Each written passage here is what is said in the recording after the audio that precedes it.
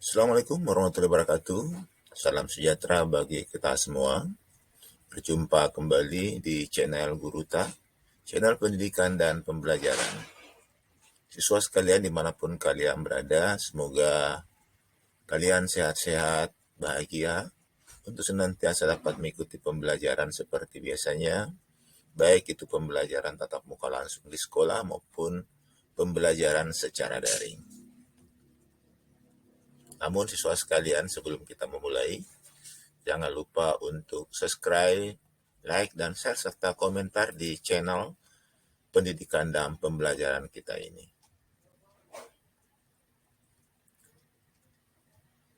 Siswa sekalian, pada kesempatan kali ini, kita kembali membahas mata pelajaran Pendidikan Pancasila dan Kewarganegaraan, kelas 10 semester genap tahun pelajaran 2021-2022. Tapi sebelumnya, siswa sekalian, saya mengingatkan kembali tentang protokol kesehatan COVID-19 atau COVID-19.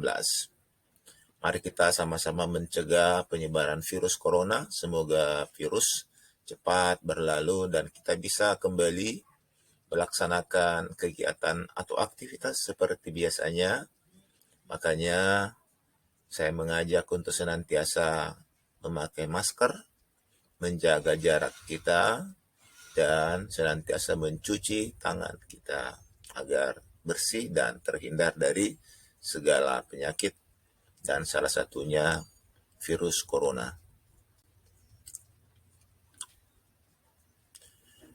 Kemudian kita membahas kompetensi dasar merujuk pada keputusan Direktur Jenderal Pendidikan Vokasi Kementerian Pendidikan dan Kebudayaan nomor 27-D.D2-KR 2020 tentang kompetensi inti dan kompetensi dasar pelajaran pada kurikulum 2013 pada sekolah menengah kejuruan untuk kondisi khusus, yaitu mengidentifikasi faktor-faktor pembentuk integrasi dalam bingkai Bhinneka Tunggal Ika.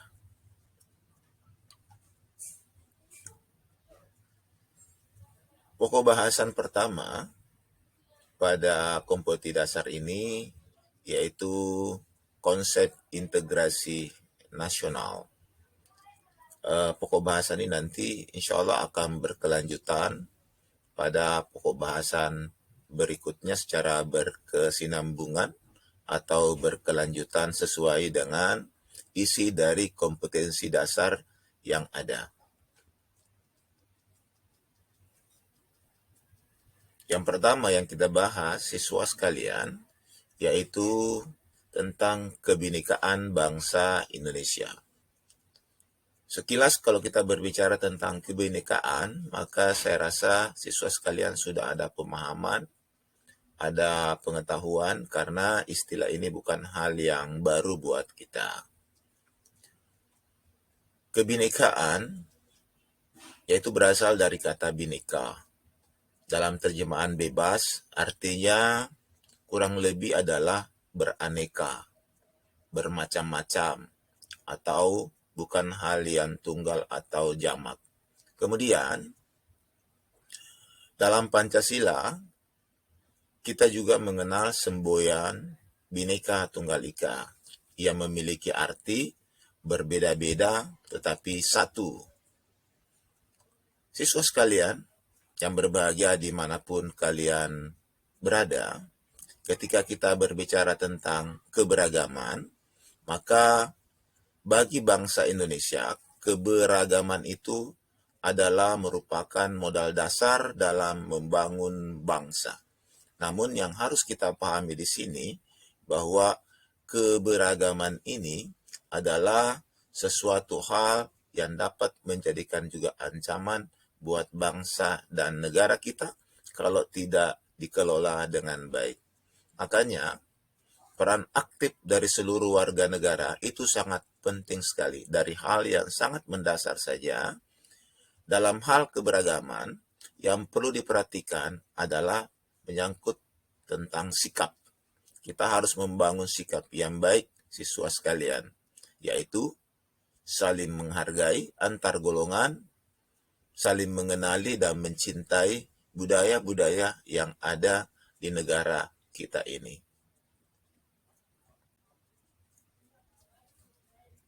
Poin kedua, pentingnya integrasi nasional bagi bangsa Indonesia.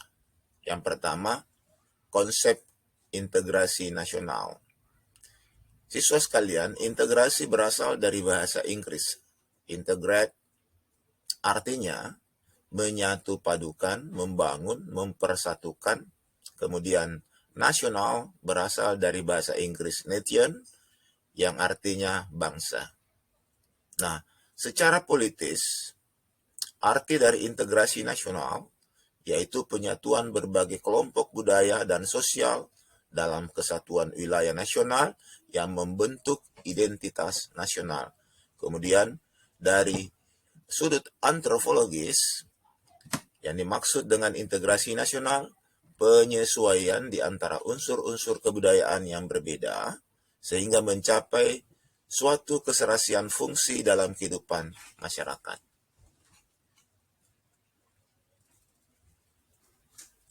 Bagian yang kedua, siswa sekalian, kita mengkaji sedikit pendapat para ahli tentang integrasi nasional. Poin pertama atau pendapat yang pertama adalah our origin.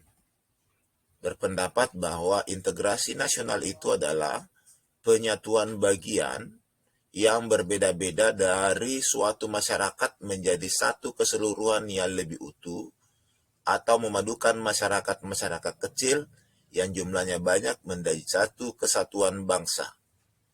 Kemudian pendapat berikutnya, Nazaruddin Syamsuddin. Integrasi nasional adalah menyatukan suatu bangsa yang mencakup semua aspek kehidupannya, yaitu aspek sosial, politik, ekonomi, dan budaya. Kemudian integrasi juga meliputi aspek vertikal dan aspek horizontal. Kemudian yang terakhir, J. Sujati Jiwandono berpendapat bahwa integrasi nasional, cara bagaimana kelestarian persatuan nasional dalam arti luas dapat didamaikan dengan hak menentukan nasib sendiri. Ini siswa sekalian, 3 pendapat yang sempat dibahas. Untuk memperkaya pemahaman dan pengetahuan kalian, silakan membuka referensi untuk lebih menambah pemahaman dan penguasaan siswa sekalian mengenai tentang pengertian daripada integrasi nasional. Poin ketiga, siswa sekalian, yaitu syarat terciptanya integrasi nasional. Poin pertama, anggota-anggota masyarakat merasa bahwa mereka berhasil saling mengisi kebutuhan-kebutuhan satu dengan yang lainnya.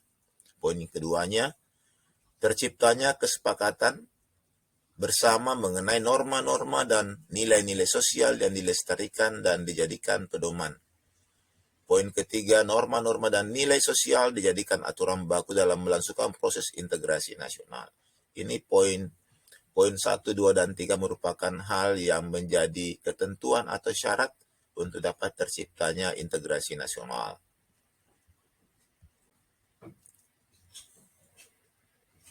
Berikutnya, faktor pendukung atau pendorong integrasi nasional. Poin pertama, faktor pendukung tercapainya integrasi nasional.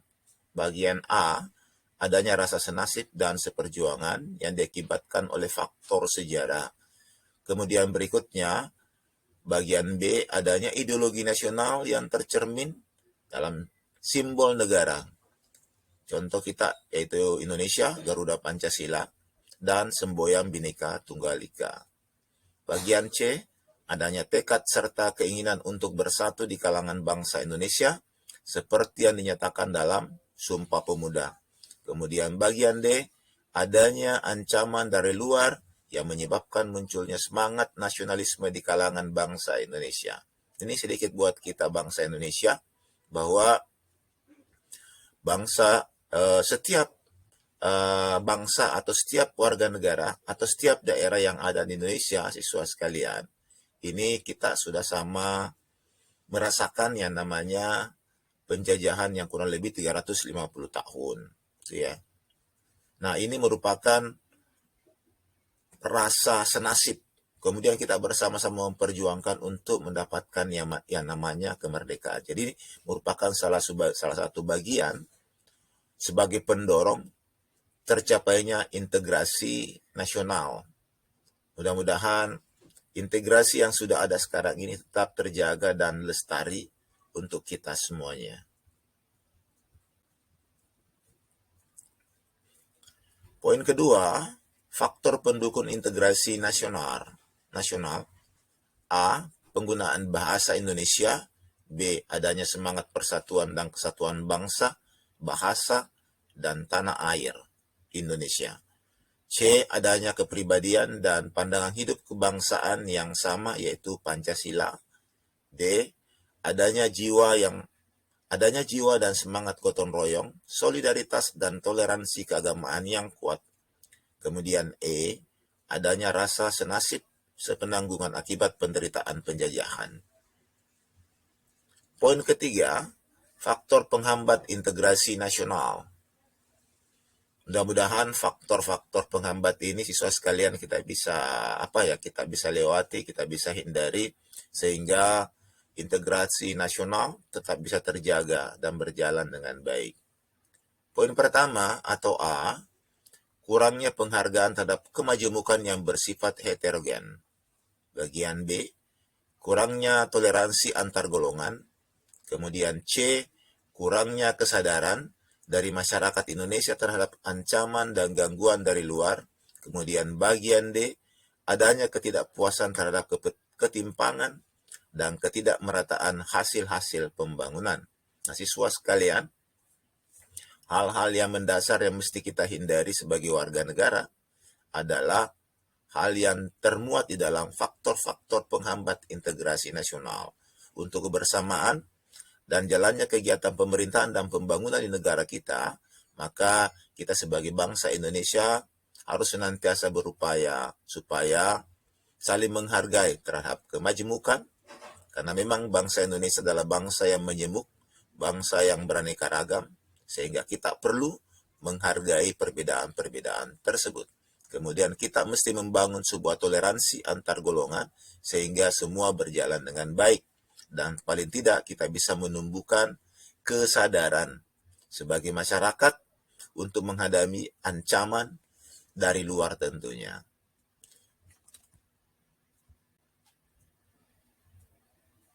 Nah, siswa sekalian, demikianlah yang bisa disampaikan pada pertemuan pada kesempatan ini. Mudah-mudahan apa yang disampaikan senantiasa dapat menambah pemahaman dan pengetahuan siswa sekalian. Nah, saya yakin materi ini masih sangat kurang cukup ya istilahnya. Silakan menambah referensi kalian. Silakan belajar dari beberapa referensi yang ada, cukup banyak. Ini untuk mengembangkan pengetahuan dan wawasan daripada siswa sekalian. Ingat, pendidikan bukan cuma pergi ke sekolah dan mendapat gelar, tapi juga soal memperluas pengetahuan dan menyerap ilmu pengetahuan. Ya, sekian dan terima kasih. Akhirnya saya ucapkan bahagia selalu, sehat selalu, jaga protokol kesehatan, dan Assalamualaikum warahmatullahi wabarakatuh.